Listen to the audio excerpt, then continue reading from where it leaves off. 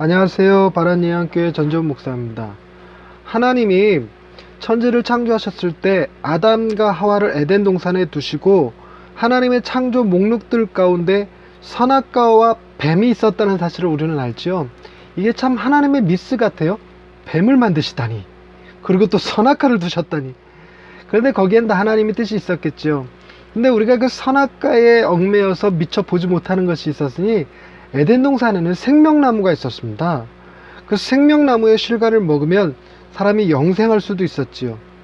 하나님께서 아담과 하와를 내어 쫓으시고 난 다음에 생명나무의 실과를 먹지 못하도록 그 길을 천사들과 더불어서 두루 도는 불칼로다가 딱 막아버리셨거든요. 그런데 그 이유는 어떻게 되었을까요?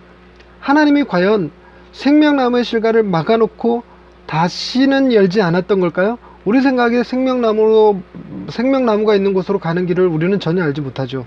그러나 방법이 아예 없는 것은 아닙니다. 바로 생명의 떡이 되시는 우리 주님이 계시기 때문이죠. 오늘은 바로 그 생명의 떡이 되시는 주님을 중심으로 하나님의 말씀을 준비해 보았습니다. 샬롬, 하나님의 평강이 삶에 가득하시기를 기원드립니다.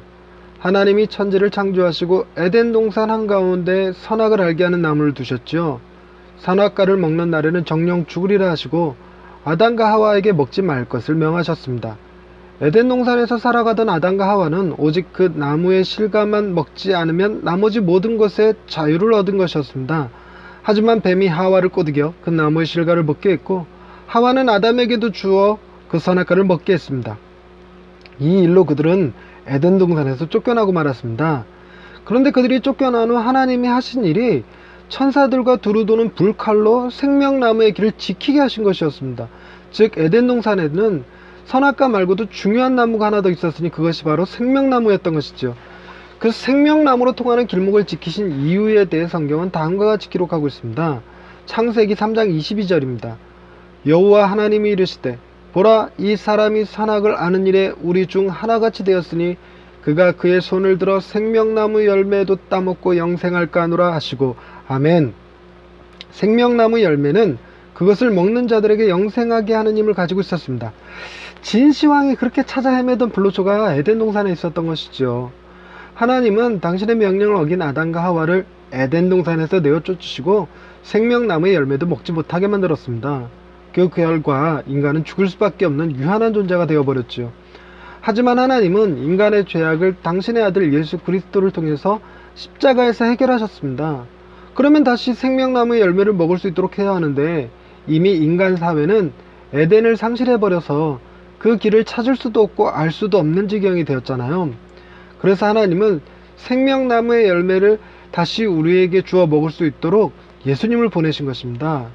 예수님이 바로 그 생명나무의 열매와 같은 존재가 되어주셨지요.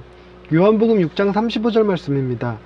예수께서 이르시되 나는 생명의 떡이니 내게 오는 자는 결코 줄이지 아니할 터이요 나를 믿는 자는 영원히 목마르지 아니하리라. 아멘. 주님은 우리에게 생명의 떡이 되어주셨습니다.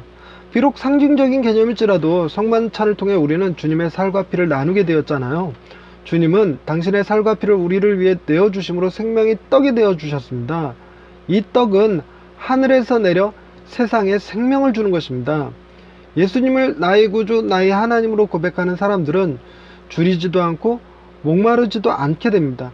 다르게 말하면 만족함을 알게 되죠. 아무리 많이 먹어도 무엇인가 공허하며 여전히 목마른 것처럼 물을 찾아 헤매게 될 때 주님을 우리가 딱 만나는 순간 우리는 음식으로 채우지 못하는 허기를 채우고 돈으로 채우지 못하는 갈증을 해결하게 됩니다.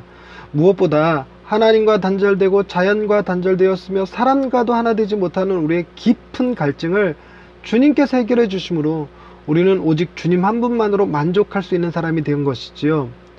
우리가 살아가는 이 땅은 끊임없이 우리에게 무엇인가가 부족한 사람인 양 느끼게 해줍니다. 온갖 미디어를 통해 쏟아져 나오는 광고들을 보면서 어머 저건 꼭 사야 돼 라고 느끼는 것들이 참 많죠.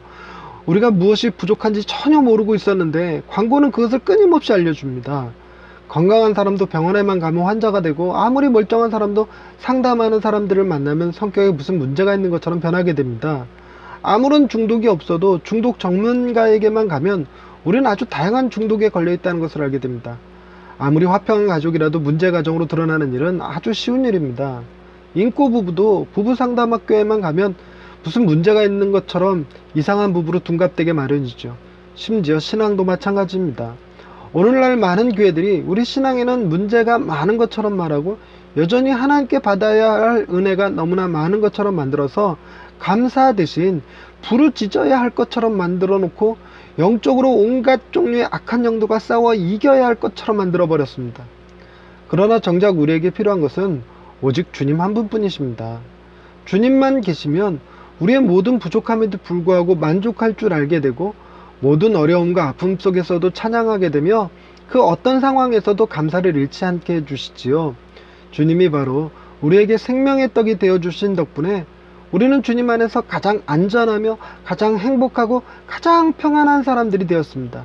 주님은 우리를 찾아오셔서 우리의 모든 죄악을 담당해 주시고 자신을 온전히 우리에게 내어주셔서 우리가 주님을 통해 오늘도 생명을 누릴 수 있게 해주셨습니다. 할렐루야.